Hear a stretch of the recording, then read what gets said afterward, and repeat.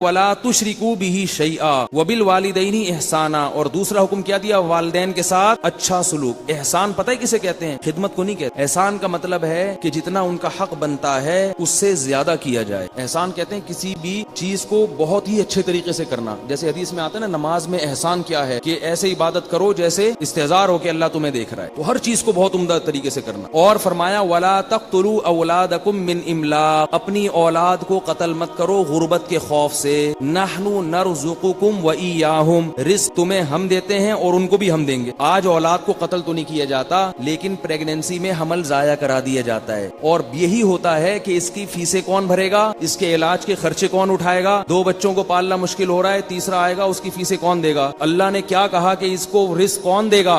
मैं दूंगा। ये बहुत बड़ा जुर्म है, याद रखो। हमल रोकना इस नीयत से कि मैं खर्चे कैसे पूरे करूंगा। ये अल्लाह पे इल्जाम है कि अल्लाह को आप ताना दे रहे हैं कि अल्लाह मेरे खर्चे पूरे नहीं हुए थे, मैं तो भूखा मर गया। एक और नस्ल दुनिया में आ रही है। बाप अपने बेटे को खिला रहा है, खिला रहा है, खिला रहा है, पिला रहा है। जब भी कोई जरूरत होती है उसकी जरूरत पूरी कर देता है। अब बेटे को एक कोई चीज खरीदनी थी जो बड़ी उसकी महबूब चीज थी और वो ना खरीदता तो बहुत नुकसान होता। तो बेटे ने इसलिए नहीं खरीदी कि पता नहीं अब्बा मुझे पैसे दें या नहीं दें। बाप को जब पता चलेगा उसको गजब आएगा कि नहीं आएगा? कहेगा यार सारी जिंदगी मैंने आज तक कभी ना की है और तुझे अब कैसे ख्याल आ गया यार? इसका मतलब तू मुझे कंजूस समझता है या तू ये समझता है कि मेरे खजानों में कमी। तूने सोच कैसे लिया मेरे बारे में? तो अल्लाह इस मामले में बहुत गैरतमंद है। रिस्क के मामले में अल्लाह ने हमें बहुत खिलाया है भाई, सारे खर्चे पूरे किए अल्लाह ने, हमारे जवान कर दिया। पैदा हुए तो माँ की छातियों में दूध पैदा कर दिया अल्लाह ने। इसका मतलब है मुझे पता है कि बच्चे की क्या क्या जरूरतें हैं। अब आगे तुम नस्ल रोक रहे हो कि मैं फीसें कहां से भरूंगा। ये यहूदियों की सोच है जिन पर अल्लाह ने लानत भेजी है। वो ये कहते थे कि अल्लाह के हाथ बंधे हुए हैं, अल्लाह बहुत थोड़े थोड़े खिलाता है। यहूदी कहते थे। अल्लाह को ऐसा गुस्सा आया, कुरान में अल्लाह ने फरमाया गुल्लत ऐदीहिम, इन कमबख्तों के हाथ बंद हो गए हैं। वलुइनु बिमा क़ालू, और जो इन्होंने कहा है ना इसकी वजह से इन पर लानत है अल्लाह की। बल यदाहु मबसूततान, अल्लाह के दोनों हाथ खुले हुए हैं। तो ना देखो ये ड्रामे जो तुम्हें और नस्ल रोकने के मशवरे दे रहे हैं, ना देखो ऐसी फिल्में। वो जो बोल फिल्म आई थी ना, उसके डायलॉग मुझे किसी ने बताए। वो जो बच्ची ने अपने बाप से कहा कि जब खिला नहीं सकते तो पैदा क्यों करते हो, वो डायलॉग बड़ा मशहूर हुआ। लोगों ने बड़े तबसरे किए, हाँ भाई बिल्कुल सही कहा, जब खिला नहीं सकते इतने दर्जनों बच्चे तो पैदा क्यों करते हो। खाया नहीं है तो इतनी बड़ी कैसे हो गई। ये जो है ना मीडिया आपकी आंखों पे पर्दा डालता है, खुदा की कसम। ये सब यहूदियों से पैसे लेके हमारे कल्चर को तबाह कर रहे हैं। कैसा बदतमीज बना रहे हैं आप देख। सबसे बड़ा एहसान के जो वालिदैन आपकी पैदाइश का जरिया बने, उसी एहसान की नाशुक्री की जा रही है। वालिदैन को तो पांव धो के पीने चाहिए कि इनकी वजह से हम दुनिया में आए हैं, हम इनके जिस्म का टुकड़ा है। तभी माँ बाप की सारी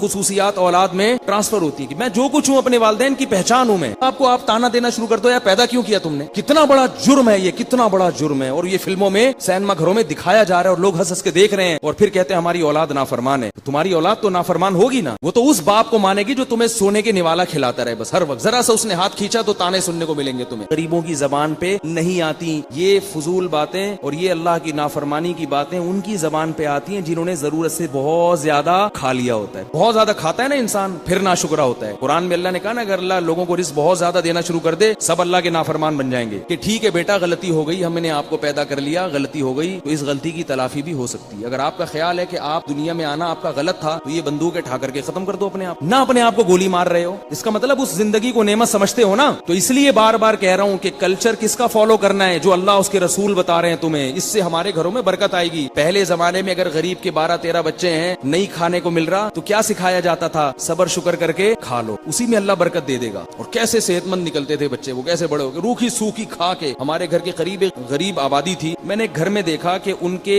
गुर्बत बहुत है, सिर्फ रोटी पकती है, सालन नहीं पकता। तो वो क्या करते थे, जब सालन पकता था ना, सब बच्चे रोटी लेके भाग जाते थे और खा लेते। भूख इतनी होती थी उन। सारे सेहतमंद बने हैं वो। डॉक्टरों से नहीं पूछो हर चीज, बहुत से काम कौन करता है? अल्लाह। तो अब अगर आप नस्ल रोकोगे इसलिए के खर्चे कहां से पूरे करूंगा, तो ये किस पर इल्जाम है? अल्लाह पर। नहनु नरज़ुकुकुम व इय्याहुम, अल्लाह फरमाते रिस्क कौन देता है? मैं देता हूँ मैं। तो ये नजर किस पे रखनी है रिस्क की? अल्लाह पे। अगर आप अल्लाह पे नजर नहीं रखते तो भी आप कबीरा गुनाह के मुर्तकिब हो। चाहे टांगे चौड़ी करके नमाज पढ़ो या टांगे पतली करके, हरी पगड़ी पहनो या सफेद पगड़ी पहनो, कुछ भी कर लो, जन्नत में नहीं जा सकते।